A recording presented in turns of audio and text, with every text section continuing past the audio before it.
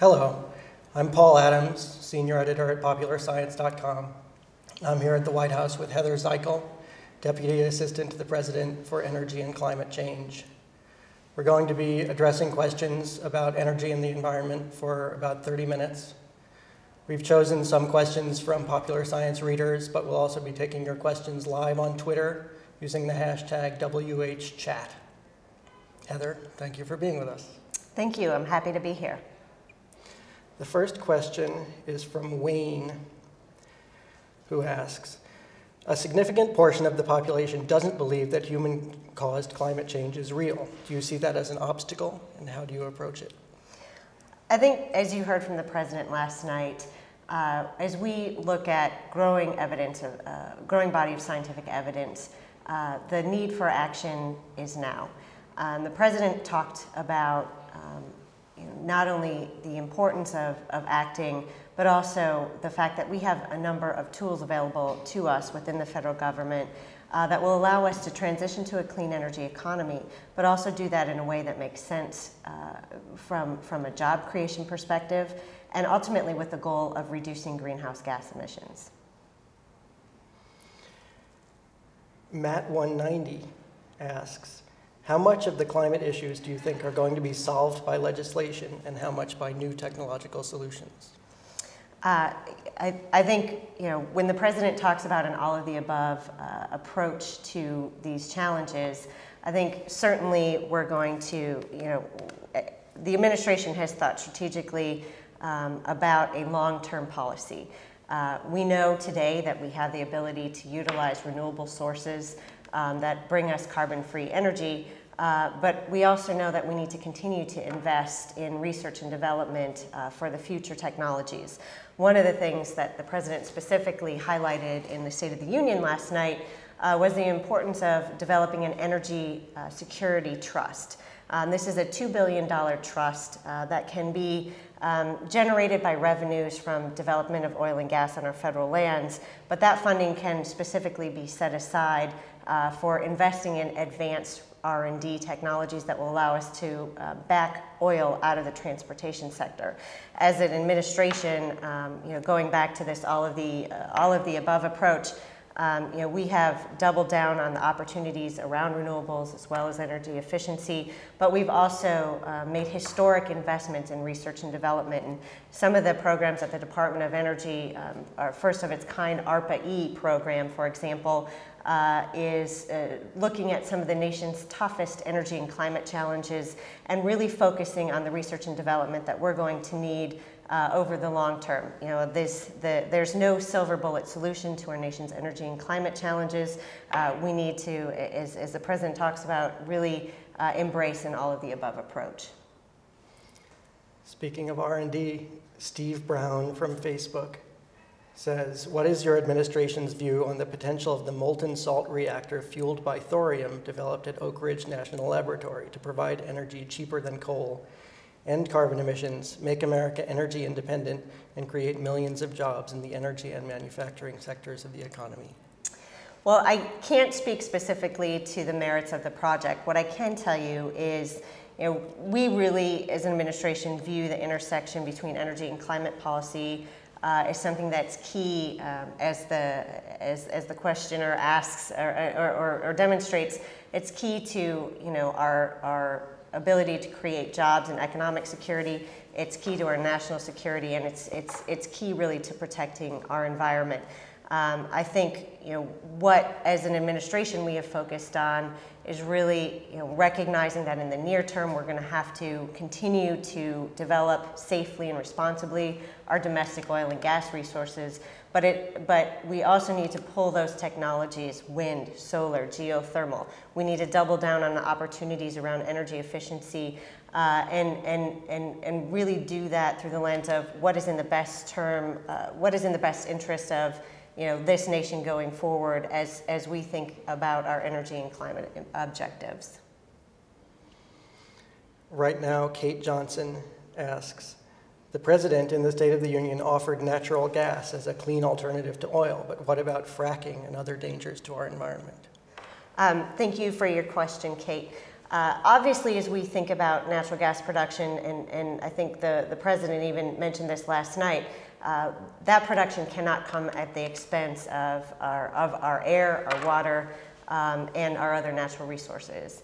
That's why this administration has focused on doing a few things.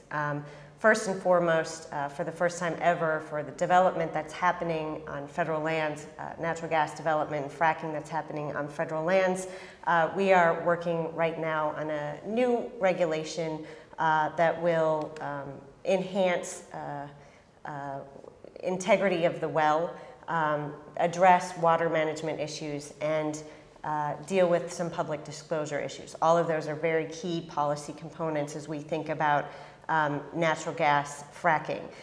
The other key area around this is just additional and ongoing research and development to look at some of those environmental aspects, some of the public health aspects, and really pursue and double down on opportunities to ensure that we are developing this resource safely and responsibly.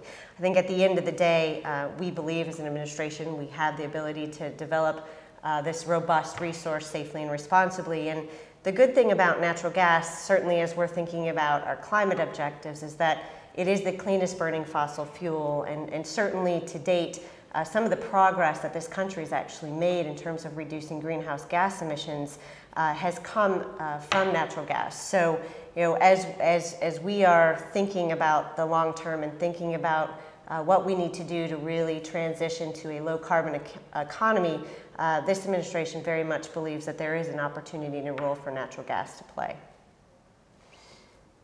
Another question about new technology from Alexander Yale. Why is the only major experimental fusion reactor in the US, the NIF, being used for weapons testing? Again, I can't speak specifically to that reactor, but what I can tell you is, from the very beginning days of this administration, we have placed a premium on the Department of Energy and ongoing research and development. One of the programs that we were able to stand up in the very first year of this administration was a program that was funded after the DARPA initiative at the Defense Department. It's known as the ARPA-E program at the Department of Energy, and it is very much focused on solving some of our nation's largest energy challenges, looking at nuclear power, looking at, and from my perspective, one of the most exciting programs that we have going on at ARPA-E is the work around electrification and batteries. We have made significant progress in the United States, both in terms of increasing the manufacturing capacity and creating jobs around batteries, but we've also been able to really improve the technology over time and bring the costs down. That's good for consumers, but ultimately electrification and utilization of batteries, specifically in the transportation fleet, allows us to not only reduce significantly our dependence on foreign oil, but also to reduce dangerous carbon pollution. I have a question from Jeff Oath, O-E-T-H. Jeff asks, is there a plan to end subsidies to big oil? Well, Jeff, I have a similarly difficult last name to pronounce, so I appreciate that. I also appreciate your question. This is something when we are having making incredibly difficult decisions in Washington about what programs to cut. How do we choose some health programs over education programs? That is all done at the same time. The oil and gas industry is getting $4 billion in tax breaks each year. The president has called on Congress to roll those tax breaks back. Each and every year that he's been in office, he's proposed in his budget to eliminate those breaks, and that's something that we are going to continue to work on in the days and weeks ahead. When, asks Andrew Sidesinger, will the EPA create carbon standards for existing power plants, and how aggressive will they be? As the president indicated last night in this State of the Union, he called on Congress to act and pass comprehensive energy and climate legislation, but also underscored the fact that we really can't wait given the climate imperative. He called on his Congress, on his cabinet to identify additional executive actions that the administration can take to do three key things. First, to reduce greenhouse gas emissions. Second, to increase resiliency and preparedness for cities. And third, to transition to a clean energy economy. Obviously, as we look at these opportunities, the EPA will, I think, have an important role to play in terms of our broader agenda and our approach. But I would also say that one of the unique things that this administration has done is not to just think about the agencies in terms of their line responsibilities, but to really think across the administration about how we can use our regulatory authority, how we can use our budget authority to make a significant down payment on the President's broader energy and climate initiatives. Some of the things that we've done across the administration that have already had a meaningful dent on our greenhouse gas emissions include the joint work that the Department of Transportation did with the EPA to double the efficiency of our cars and trucks by 2025. It's going to significantly reduce greenhouse gas emissions and has the added benefit of reducing our dependence on oil. The Department of Interior, for example, has done incredibly important work looking at and siting renewables on our federal lands. We now, on our federal lands across the country, have some of the world's largest wind and solar facilities in the entire world. And the Department of Energy has an important role to play on energy efficiency for appliances. It might not be on the front page of the news every day, but appliance standards, whether that's for a walk-in freezer or a battery charger, have a meaningful impact in terms of bringing energy costs down for consumers, but reducing carbon pollution as well. So we are going to look across the federal government at opportunities to deliver on the President's broader climate initiatives and broader energy and climate goals as he laid out in the State of the Union last night.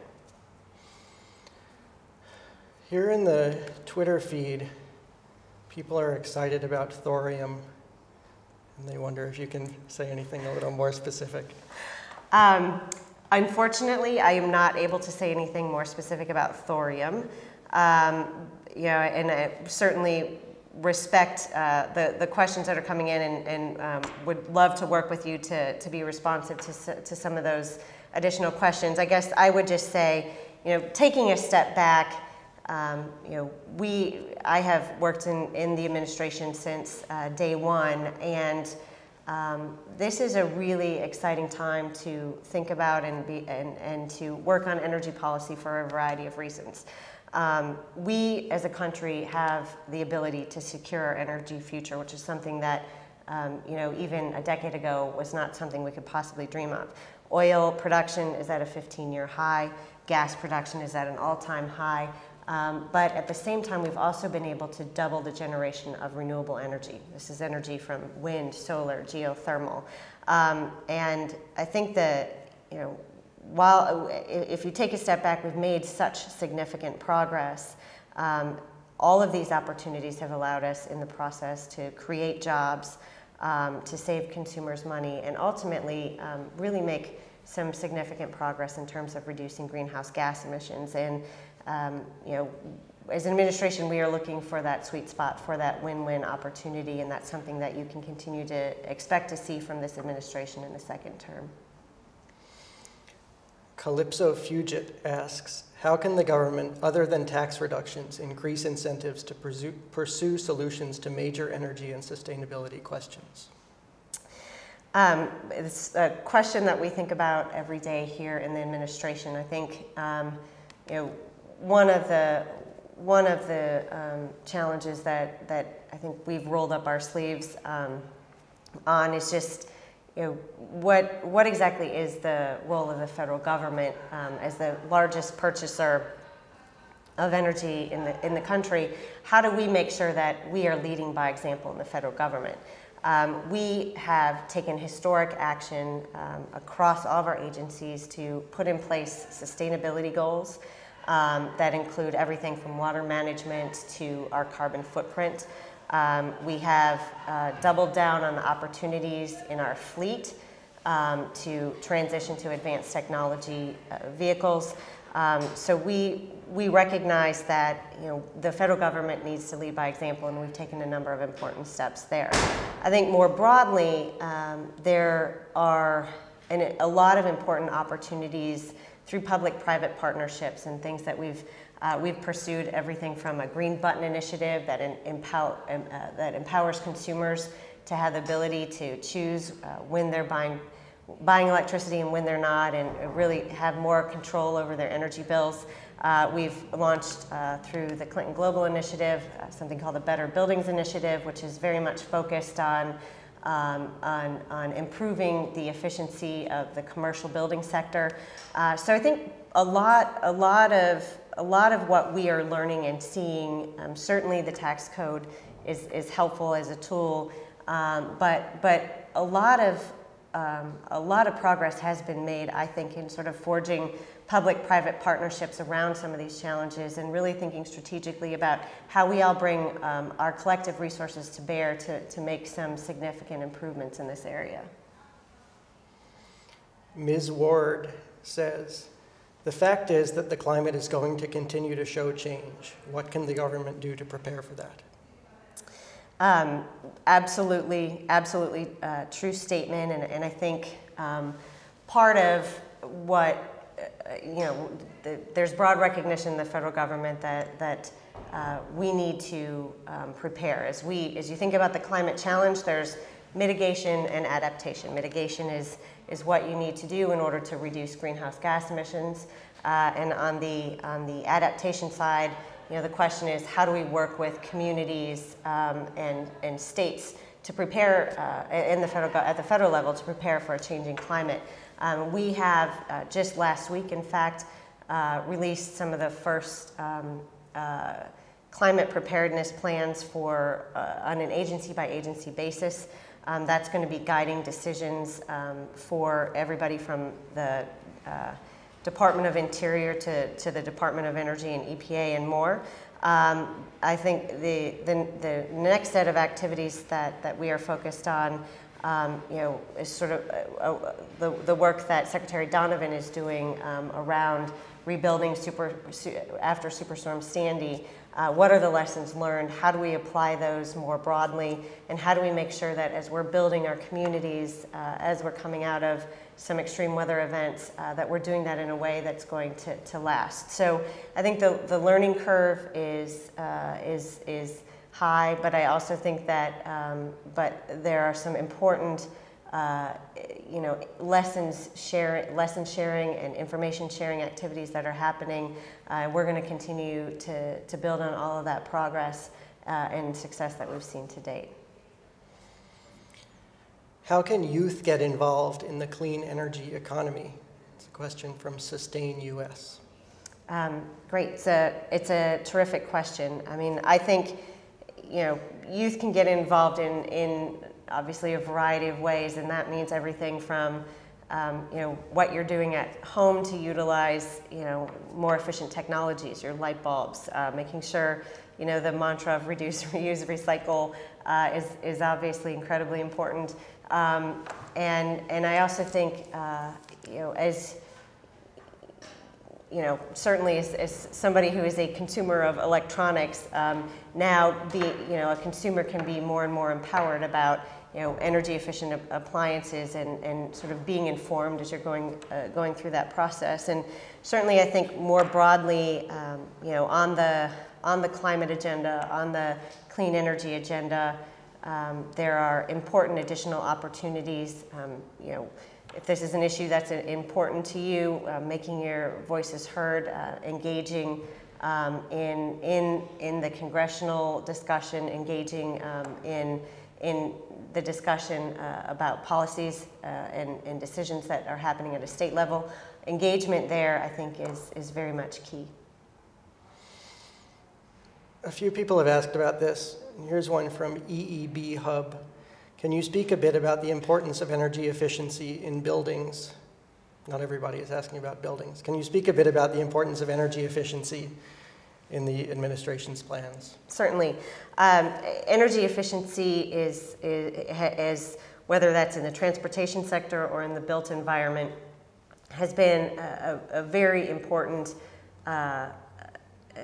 driving force as we think about our energy policy. We as an administration made historic progress when we weatherized through some existing programs at DOE and HUD. We weatherized 1 million homes. That means we brought 1 million families new, more energy efficient technologies that will allow them to save money ultimately on their energy bill. But more broadly, we have, as an administration, I think, got at a lot of the low-hanging fruit. And to your point, we need to think not just about, the transportation sector or just about homes. It's really across the entire economy. Where are the opportunities? Last night in the State of the Union, the President set forward a bold but achievable goal of doubling energy productivity by 2030. That's a goal that has been embraced by Democrats and Republicans alike. It's a goal that has strong support from utility companies as well as business leaders. And we know that ultimately that goal is achievable and something as an administration we're going to work towards. The President additionally spoke about a program that he will be previewing in the 2014 budget, which is, it's called an Energy Efficiency Race to the Top. This is a $200 million program that promotes forward-leaning state policies to cut energy waste. So that certainly, it's a new program that we're very excited about, and I think more broadly, we are very prepared as an administration to utilize all opportunities around energy efficiency. Michael Kellerman has just asked, what plans does the U.S. have in working with other countries in fighting climate change? Well, to your question, this is certainly an issue that is a challenge that is global in nature, something that the President recognizes is a conversation that we need to have here at home, but it's also a conversation we need to engage within the global community. We have taken a number of steps to date to engage through different international forum, whether that's the Major Economies Forum or the COP. Engaged to move the needle in the international community around some core objectives for emissions reduction targets. We are going to continue to look for and fully utilize those opportunities. At the same time, I think we will be well positioned. The fact that we have made so much progress to date in terms of reducing emissions technologies, but we've done it in a way that relies on existing technologies. We also see the opportunity to take the lessons learned from the energy efficiency standards that we've done or the car rule that we've done and help additional countries try and embrace those policies as well, all with an eye towards doing what we need to globally to reduce carbon pollution. Checks and balances tweets, former Interior Secretary Babbitt argues for protecting an acre of public lands for every acre used for drilling. Thoughts? Certainly, this administration has pursued a very robust set of policies around the conservation agenda, specifically through Secretary Salazar at the Department of Interior. We've used the Antiquities Act. We've established new national park units, and I think have really tried to strike the right balance in terms of additional leasing, but paired with setting aside additional crown jewels from our public land system, and that's with an eye towards a conservation legacy and protecting those areas of environmental sensitivity. And I think as much progress as we made in the first term, we have we have many opportunities to build on that record of progress in the second term, and certainly would expect to see more in that vein from the incoming and new Secretary of Interior. Liz Swafield asks on Facebook, how is this administration going to make long-term plans for environmental conservation and renewable energy stick when we are bogged down by short-term politics and polarized political parties? Thank you for your question. The interesting thing about energy policy is that while it's easy to paint everything as controversial and difficult, I think if you look at some of the core components of our energy and climate agenda, there are areas of bipartisan agreement. I mentioned the energy efficiency goals that have bipartisan support. I mentioned the President's Energy Security Trust Fund and the work that would ultimately do to help wean our cars and trucks off of oil. Again, another concept with bipartisan support. It wasn't all that long ago, just at the end of the year, when a very critical decision was made to a very large extent meant life or death for many in the wind sector, and that was a decision over whether or not we were going to extend what's known as the production tax credit for wind power. It expired at the end of 2012, and because it was expiring, there was no certainty and predictability for the industry. So we were hearing reports from across the country that decisions were being made to lay off workers. Congress came together. I mean, you had everybody from Karl Rove to President Obama supporting the extension of the production tax credit, which certainly isn't a policy initiative that in a group of supporters that you see on a daily basis. But Democrats and Republicans came together and got the extension done. I think that was just literally a matter of weeks ago, and demonstrates that there are opportunities in the clean energy arena that are not red versus blue issues, but instead they're green issues. And I think the key goal for us is to continue to identify where those opportunities are. And in some cases it might be more incremental than we want it to be, but I think building on where we know we have areas of bipartisan agreement, looking at opportunities around renewables and energy efficiency, all of those things have a history of bipartisan support, and we're going to continue to double down on those opportunities. A question from Rabbits. In the consumer's mind, clean energy often translates to more expensive energy. What is the plan to mitigate that? Thank you. Thanks for your question. I spent the beginning of this interview talking a lot about the research and development that the administration is investing in through the Department of Energy. I think if you actually take a step back and look at the story around wind and the story around solar, story around battery technology, while it's true some of these fledgling technologies do cost more initially, the continued investment in research and development, the more we're proving these technologies out, the more we're looking and thinking strategically about how to create demand for these technologies over time brings the price down. We have a great story to tell about some of the renewables I just mentioned, and I think we are well positioned to only see more successes and improvements in those areas, and certainly as an administration that's what we're going to focus on. This is the last question we have time for. It is from Cliff Ransom, who happens to be a Popular Science editor. Cliff asks, what is the most audacious yet still plausible idea in energy right now? Wow, that's putting me on the spot. Look, I think